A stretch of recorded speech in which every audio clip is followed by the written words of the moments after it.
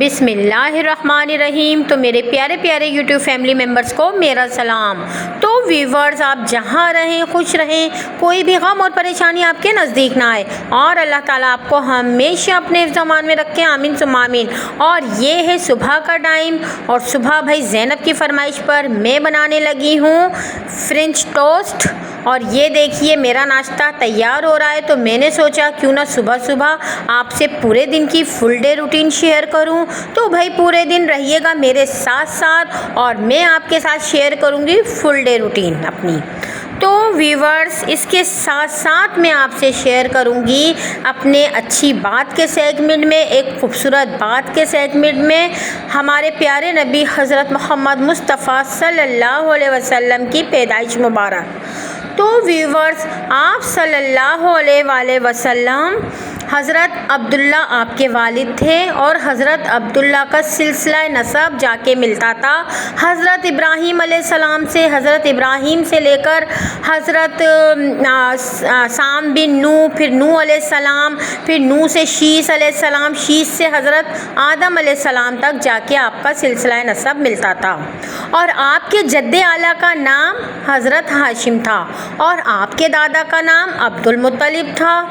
تو ویورز، آپ صلی اللہ علیہ وسلم کے جو والد تھے حضرت عبداللہ، وہ 10 بھائی تھے۔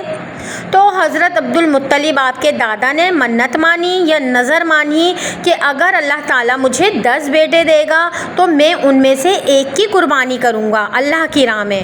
تو ویورز، اس زمانے میں بھی قربانی کا بڑا رواج تھا، اور قربانی کا مقصد یہ ہوتا تھا کہ جس چیز کو قربانی اللہ کی راہ میں قربان کرنا ہوتا تھا، اسے وہ لے جا کے ایک خالی میدان میں رکھ دیتے تھے، اور اگر آسمان سے آگ آ کے اس چیز کو، اس ہدیے کو جلا گئی، یعنی جلا کر راکھ کر گئی، تو وہ سمجھتے تھے، اہل عرب سمجھتے تھے کہ ہماری نظر جو تھی، ہماری قربانی جو تھی، وہ قبول ہو گئی۔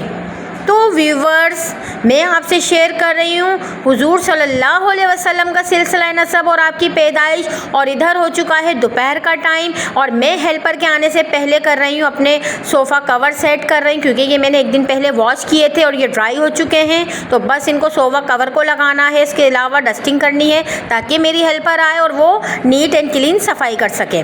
تو ویورز، جب حضرت عبد المطلب نے یہ نظر مانی تو واقعی اللہ تعالیٰ نے ان کو 10 بیٹے دیے، جن میں سب سے چھوٹے بیٹے حضرت عبداللہ تھے۔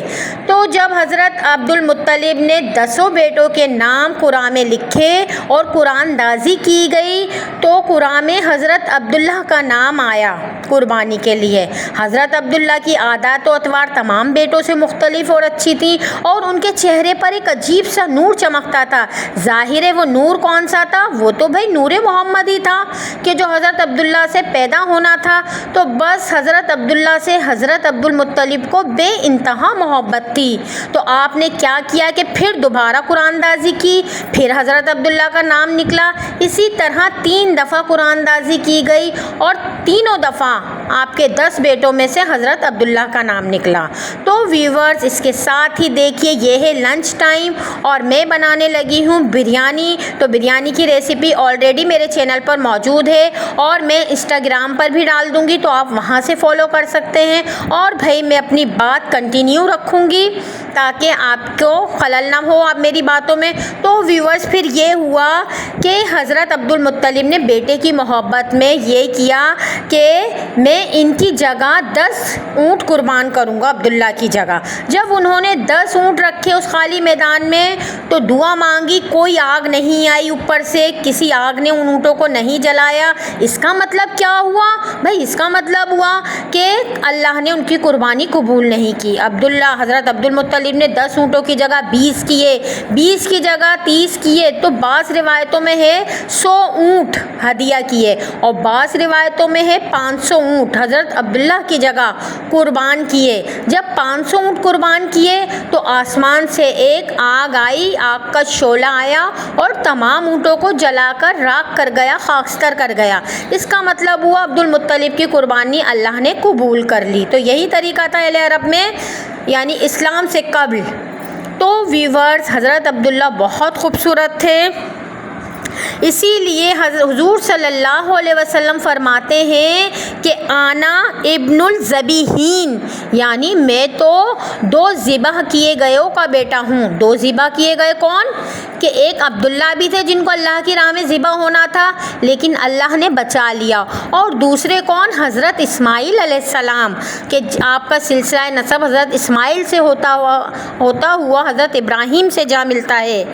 تو ویورز پھر ہوا یہ کہ حضرت عبداللہ کی جان بچ گئی اور ان کی جگہ اونٹ قربان کیے گئے۔